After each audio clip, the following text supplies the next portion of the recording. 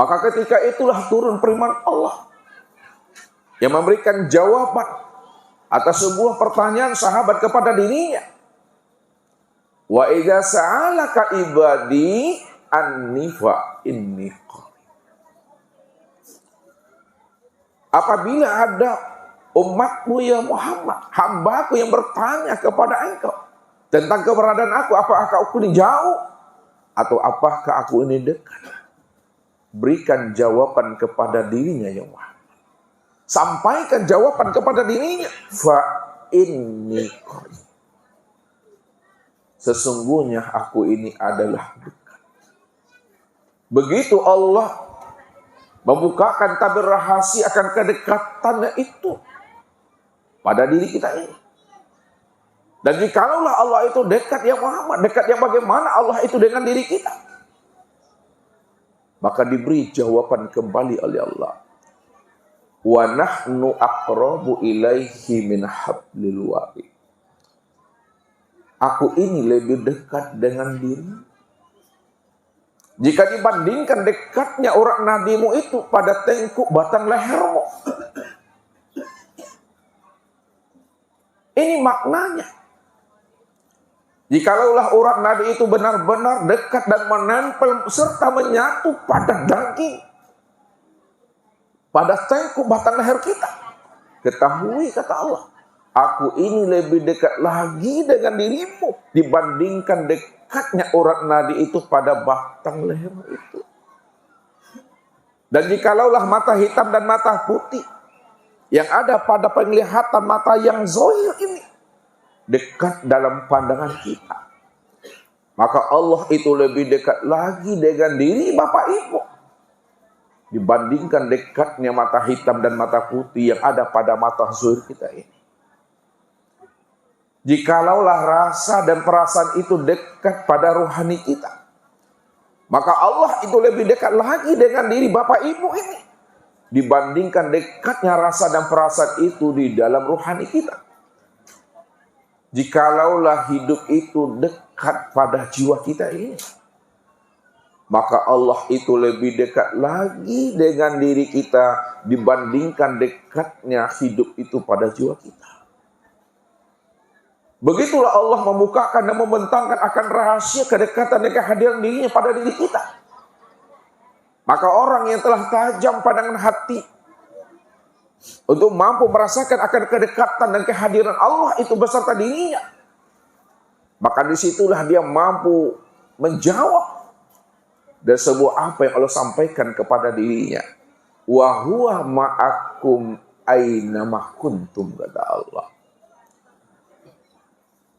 Dianya Allah itu senantiasa beserta dirimu di mana saja kamu berada. Di mana ada kamu, di situ adanya aku. Di mana adanya kamu, di situ nyatanya aku. Wujud nyata pada dirimu, kata Allah. Kalau Allah sudah benar-benar wujud nyata pada alam dan sempurna pada diri kita, itu maknanya apa? Di balik apa yang Allah sampaikan itu? Walillahil masyriq wal maghrib fa aina ma tuwallu fasamma wajhullah. Barat dan timur ini aku yang punya, kata Allah. Kemanapun kamu hadapkan wajah, kamu lemparkan pandanganmu, kamu hadirkan hatimu ke barat dan ke timur, utara dan selatan, atas, bawah, kiri dan kanan, luar dan dalam, maka yang terpandang adalah diriku semata-mata, kata Allah. Kenapa yang terpandang adalah wajahnya Allah? Kenapa yang terpandang adalah wujudnya Allah? Karena Allah itu menjelaskan ala innahu bikulli syai'in muhit. Aku yang meliputi akan segala sesuatu. Karena aku cuma yang ada semata-mata. Allah cuma yang ahad. Itu maknanya. Kalau Allah cuma adalah yang ahad, yang tunggal dan esa, maka tidak ada diri yang lain selain daripada dirinya. Kalau tidak ada diri yang lain selain daripada dirinya, itu maknanya hanya dirinya lah yang wujud semata-mata dalam hidupnya. Disitulah tidak ada alam selain daripada Allah, tidak ada sesuatu selain daripada Allah. Jadi kalau tidak ada alam dan sesuatu selain daripada Allah, disitulah letaknya Allah itu qiyamuh binafsihi.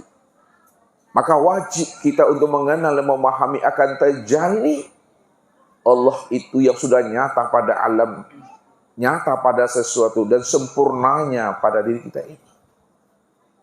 Ini yang Allah ungkapkan kepada diri kita. Sanurihim ayatina fil afaq wa fi anfusihim hatta yatabayyana lahum annahu haq. Kami telah memperlihatkan tanda-tanda wujud kezahiran kami pada sekalian alam, pada sekalian ufuk, barat sampai timur. Dan juga kami telah memperlihatkan tanda-tanda wujud kami pada dirimu. Hatta yatabayyana lahum annahu haq. Sehingga jelas bagi dirimu bahwa akulah wujud yang maha nyata dari segala yang ada ini. Wa fi anfusikum afala tubsirun, kata Allah. Aku telah wujud dan nyata menjadi rahasia dirimu. Kenapa tidak kamu pikirkan, kata Allah. Begitulah Allah membukakan rahasia dirinya. Bahwa dirinya lah yang ahad, dirinya yang wujud semata-mata. Tapi kenapa kebanyakan manusia tidak mampu memandang akan wujud nyatanya Allah itu? Bukankah dia adalah diri yang awal, diri yang akhir, zahir dan batin? Diri yang awal itu artinya awalnya Allah itu tidak ada ujungnya. Awalnya Allah itu tidak ada permulaannya. Sebelum adanya yang awal, sebelum adanya yang ada, maka dialah yang awal sebelum adanya yang awal. Dialah yang wujud sebelum adanya yang ada ini. Dan dialah diri yang akhir. Diri yang akhir itu, di mana dia tidak ada kesudahannya, tidak ada pangkalnya. Dan dia juga menjelaskan dialah diri yang zahir. Zahirnya itu wujud dan nyata pada segala yang ada ini. Dan dia pula diri yang batin. Batinnya adalah tiada tersembunyi, karena dia betul-betul nyata pada segala yang wujud. Ketika Allah telah membukakan tabir rahasia dirinya kepada diri kita, disitulah kita mesti mampu memahami dan menyadari bahwa diri kita itu di hadapan Allah adalah diri yang la haula wala quwata illa billah. Diri yang tidak memiliki kudrat dan iradah, diri yang tidak memiliki daya dan upaya. Itu maknanya sebesar zarah kita tidak memiliki kemampuan di dalam hidup ini. Yang memiliki kemampuan dan kudrat serta iradat itu hanyalah Allah Subhanahu wa ta'ala. Begitu kita mesti mengesahkan dan memurnikan ibadah dan ketaatan kita kepada Allah sehingga tidak lagi terpandang dan tertili akan rasa kesadaran akan keakuan diri kita ini yang berbuat. Bahwa kita ini sebenarnya tiada wujud dan tiada bersifat. Kalau kita ini adalah tiada wujud dan tiada bersifat, maka siapa yang sebenar-benar wujud? Dan siapa pula yang sebenar-benarnya bersifat itu?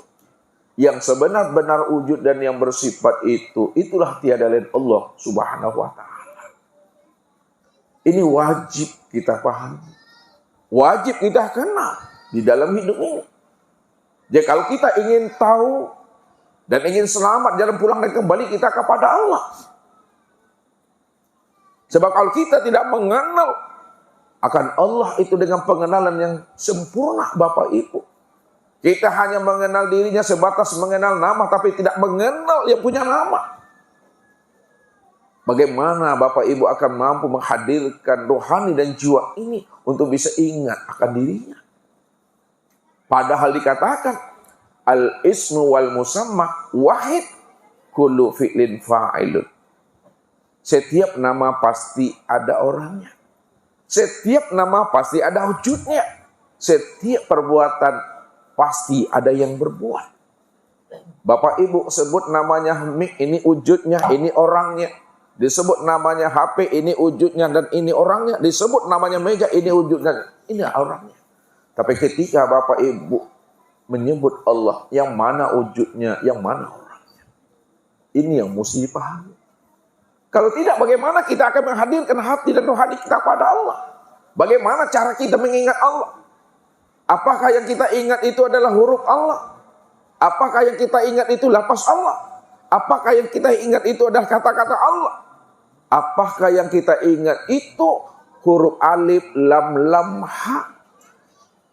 Kalaulah huruf alif lam lam ha, lapas Allah, lafzul jalalah itu kita ingat.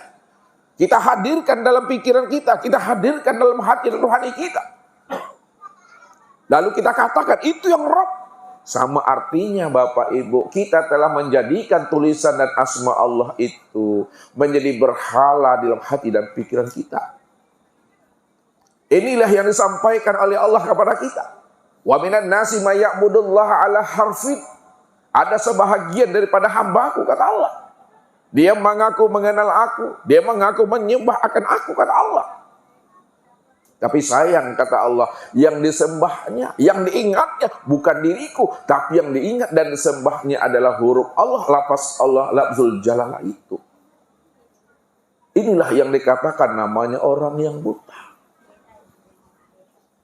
Orang yang buta itu, kata Allah, tempatnya di neraka. Apa kata Allah? Di dalam surat Bani Israel ayat 72 Allah sampaikan kepada kita. Wa man kana fi hazil a'ma fa huwa fil akhirati a'ma wa adalun sabila. Barang siapa yang buta di dunia, maka dipastikan dia juga buta di akhirat, wa adalun sabila, dan dialah orang yang tersesat.